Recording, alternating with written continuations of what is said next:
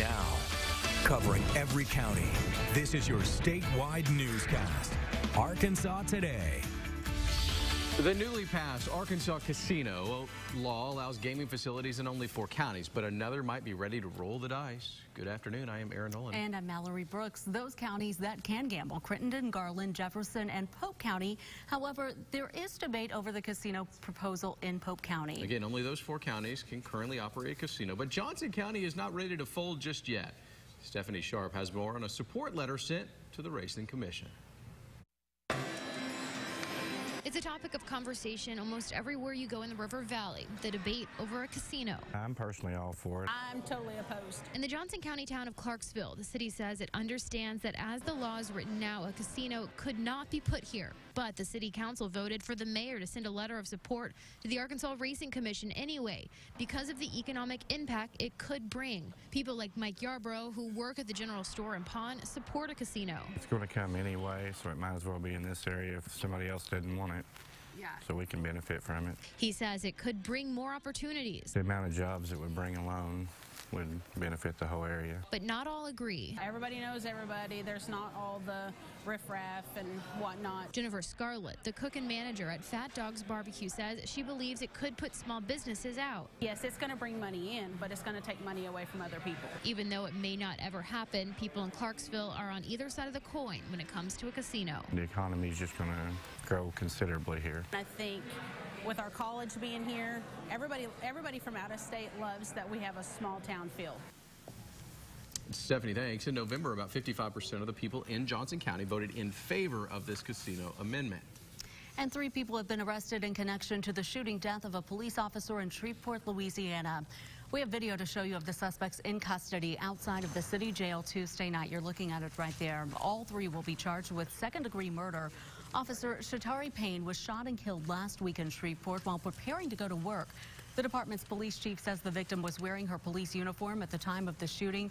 The investigation into what happened continues. 2 children were shot on Tuesday in Cave City. According to the Cave City police, a 3-year-old and 4-year-old were accidentally shot and taken to a hospital. And a youth ministry volunteer is accused of sexually assaulting a minor. According to Bentonville police, Derek Smittle was arrested for sexually assaulting a 17-year-old girl. He is a youth ministry volunteer at First Baptist, where police say their relationship started. According to the report, police received a call last week from a child abuse hotline. The mother of the victim says she trusted her daughter going to Smittle's house since he was part of the church. People in Centerton say they never expected something like this to happen. I used to go to that church very close to it. I could have been going to that church right now. I could have been in the same class as them. So that's crazy. It's really close to home. Like, it's right in our backyard, and that's the second story, I believe, in the last few days that I've read of sexual assault or with minor, and it's scary. The pastor of the church says Smittle has been relieved of his volunteer position. They are now reviewing their policies to make sure all members of the church are protected. Smittle has been released on bond from the Benton County Jail.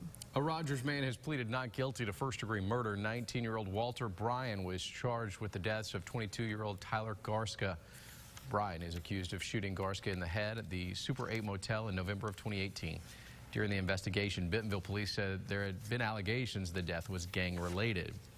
Law enforcement in Sebastian County being trained in de-escalating situations involving a person with mental illness. The Western Arkansas Counseling and Guidance Center is hosting crisis intervention training for those with the Fort Smith Police Department, Sebastian County Sheriff's Office, and Dispatch.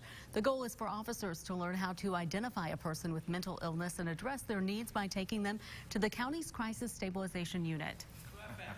Able to recognize the signs of mental illness and get that person the appropriate help that they need. That person doesn't end up in jail unnecessarily, and they also then get the opportunity to treat their illness.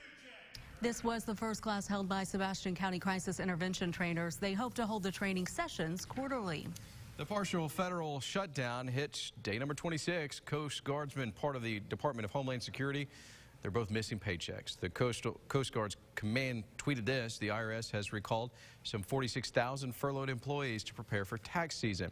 And while the president continues to press for a border wall, yet another migrant caravan is heading this way from Central America. President Trump wanted to meet with Democrats at the White House they refused to show up. It was just Republicans who were there. The fact that not a single Democrat was able to show up is pretty telling. I have 3 words for President Trump, Leader McConnell, and our Republican senators. Open the government.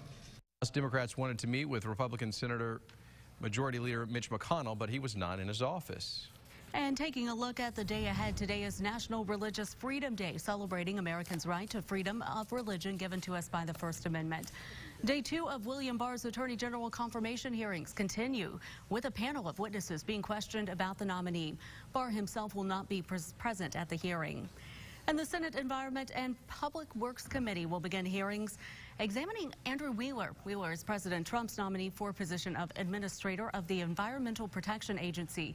Wheeler is expected to face tough questioning about his works as a lobbyist for the coal industry. All right, let's take a look at what happened on this day. Let's go 1964. Hello, Dolly opened on Broadway, starring Carol Channing.